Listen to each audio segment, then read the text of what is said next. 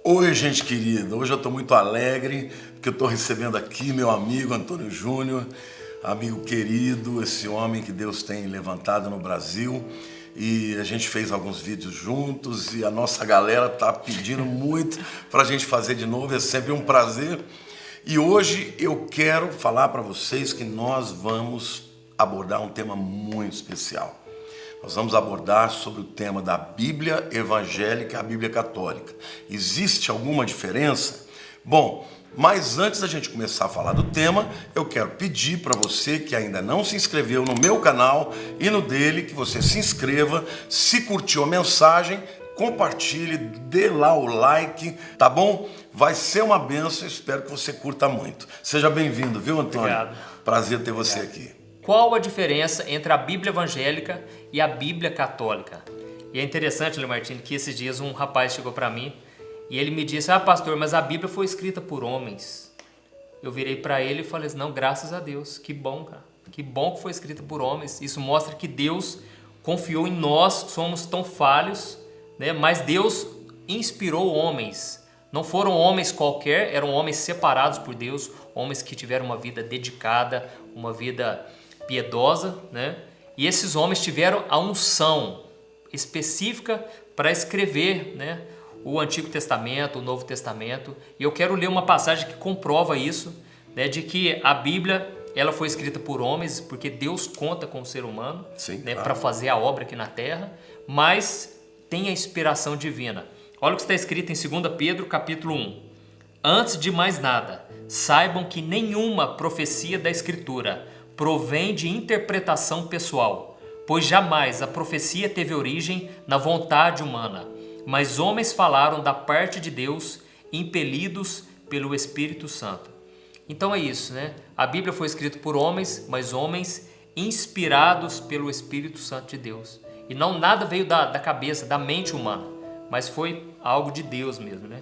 Então a Bíblia, irmãos, ela não contém a palavra de Deus, ela é a própria palavra de Deus. Tanto é que a minha vida foi transformada, a do Lamartine e de milhões e milhões de pessoas ao longo da história.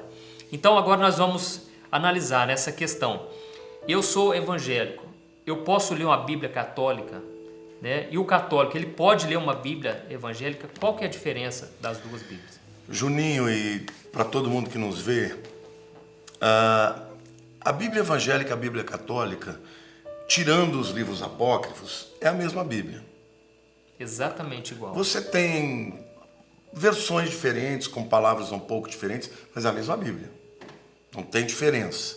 Então você pode sim ler a Bíblia católica ou ler na Bíblia evangélica. Agora, é importante mencionar que os livros apócrifos, esses não contêm na Bíblia evangélica. Agora, por que não contém? E são quantos livros? São 6 livros apócrifos. Certo. Agora, por quê? Eles são chamados também de deuterocanônicos. Né? Deutero é segundo, né? Segundo cânon. Bom, eu quero começar dizendo que esses livros não tiveram sempre na Bíblia católica. Eles só foram oficialmente colocados na Bíblia católica em 1546, no Concílio de Trento. Então, se nós considerarmos que a igreja cristã nasceu no primeiro século, nós estamos falando de 1500 anos sem esses livros aparecerem. Então, foi uma decisão papal muitos anos depois. Segundo, a Bíblia evangélica, especialmente o Velho Testamento, ela segue aquilo que o povo hebreu reconheceu. Então, na Bíblia hebraica não existem os livros apócrifos, eles são rejeitados. E a prova disso Eles é que não são considerados inspirados por não Deus. são considerados inspirados por Deus. Eu entendo, e até os judeus entendem, que eles têm valor histórico. Por exemplo, os 2 livros de Macabeus, eles contam a guerra dos Macabeus contra o Antíoco Epifânio, que era um grego que entrou em Jerusalém, dominou Jerusalém, entrou no Santos dos Santos, no templo, e sacrificou um porco, que é um animal imundo, né? E botou uma estátua de Zeus lá dentro. Isso precipitou uma revolta tremenda e ele acabou sendo derrotado. Daí vem a história, a tradição da própria Hanukkah, né? da celebração da festa das luzes que os judeus celebram e tal. Se não tivesse esses dois livros, a gente não saberia o que aconteceu, porque esses dois livros contam essa história. Mas nem os judeus consideram esses dois livros inspirados. Quando foram descobertos os manuscritos do Mar Morto, os manuscritos do Mar Morto, que são do 2º século antes de Cristo, não dão importância alguma, não tem nenhum. Os essênios não copiavam esses livros. Então, eles não eram reconhecidos.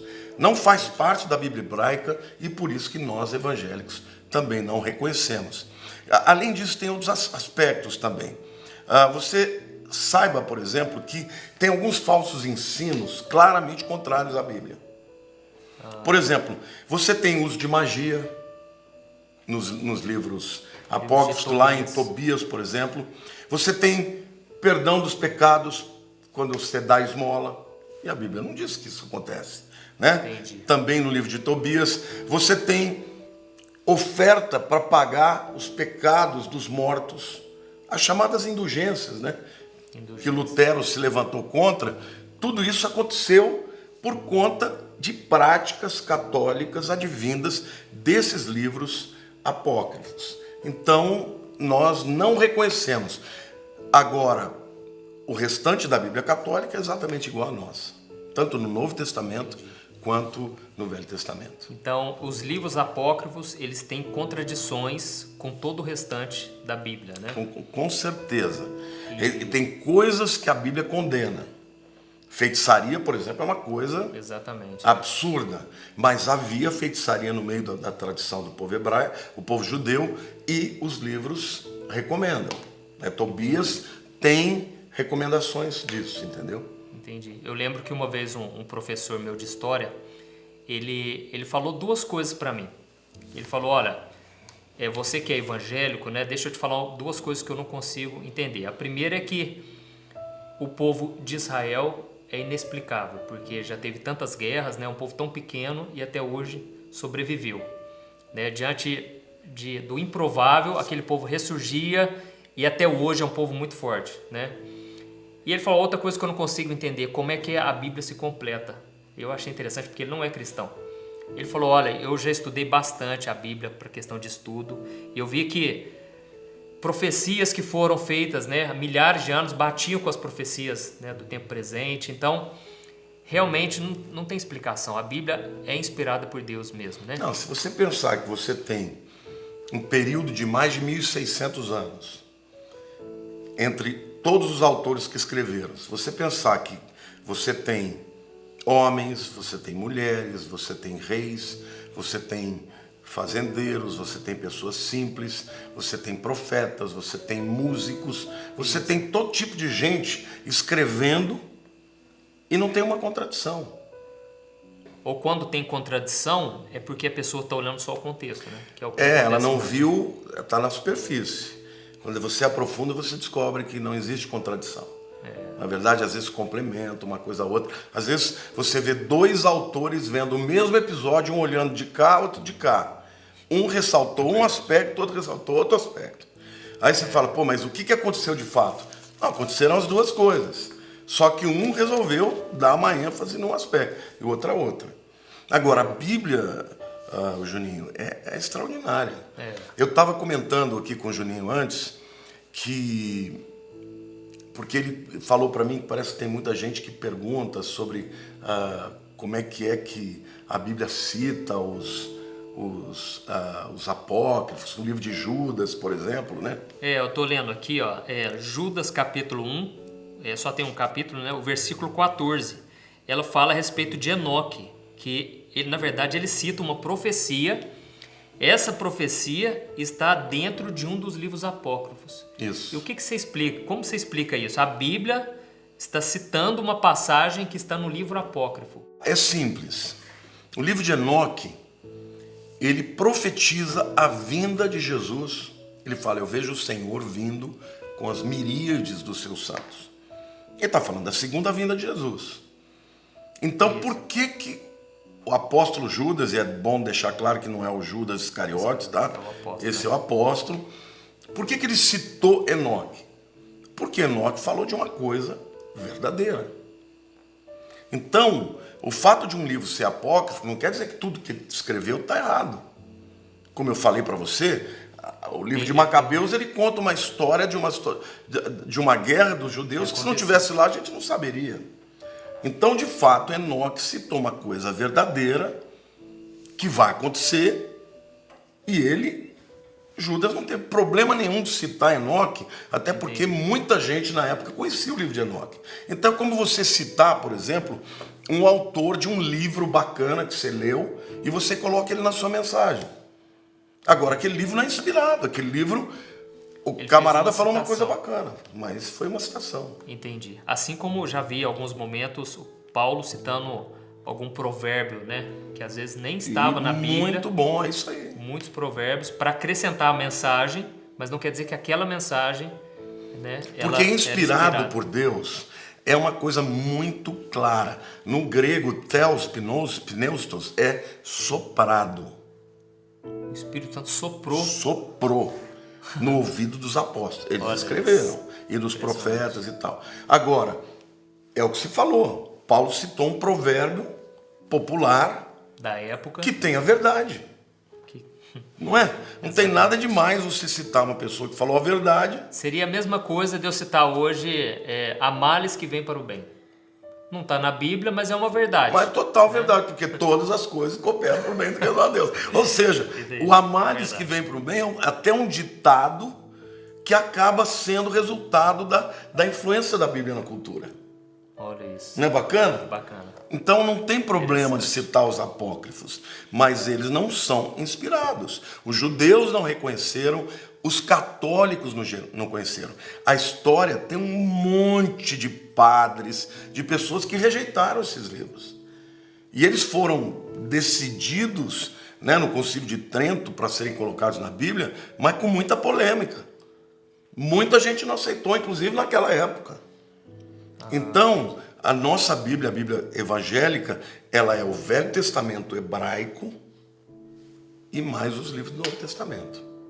Agora, sabe, Juninho, uma coisa que a gente estava comentando também é sobre as traduções. Né, as traduções. Quais são as perguntas que a tua turma tem falado?